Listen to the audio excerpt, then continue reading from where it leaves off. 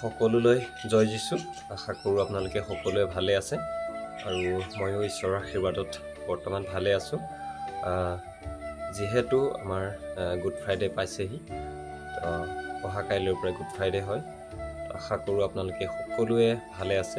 কাৰণ ঈশ্বৰে জগতক ইমান প্ৰেম কৰিলে যে তেওঁৰ নিজৰ একমাত্ৰ পুত্ৰকে দান কৰিলে, যাতে যিকোনোৱে তেওঁত বিশ্বাস কৰে তেওঁ নষ্ট নহয় কিন্তু অনন্ত জীৱন পায়। চাওক, আপুনি কৰা ভুল বা মই কৰা ভুল, আমাৰ ভুলৰ বাবেই প্ৰভু যীশুৱে নিজৰ প্ৰাণ দিলে ক্ৰুচত।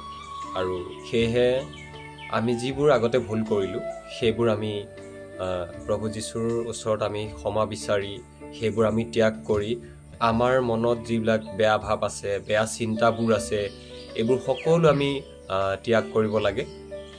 কাৰণ কিয়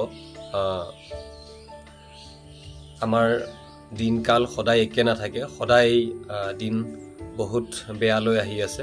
তো সেয়েহে আপোনালোকক মই অনুৰোধ কৰিছোঁ, যদিহে আপোনালোকৰ হৃদয়ত এতিয়াও যদি কিবা বেয়া ভাৱ, বেয়া চিন্তা এইবোৰ আছে আৰু বেয়া বস্তু যদি আপোনালোকে খাই আছে, তো সেইবোৰ আপোনালোকে প্ৰভু যীশুৰ নামত বাদ দিবলৈ চেষ্টা কৰক। কাৰণ সেইবোৰ যদি আপোনালোকে কৰি থাকে তেন্তে আপোনালোকৰ জীৱনত প্ৰভু যীশুৰ আশীৰ্বাদ হয়তো নাথাকিবও পাৰে।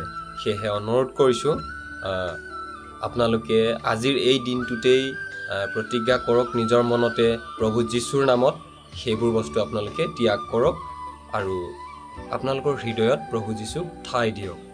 প্ৰভু যীশুৰ নামত সকলোকে ধন্যবাদ জনালোঁ। আশা কৰোঁ প্ৰভু যীশুৱে আপোনালোকৰ হৃদয়ত কাম কৰিব বুলি। আমেইন।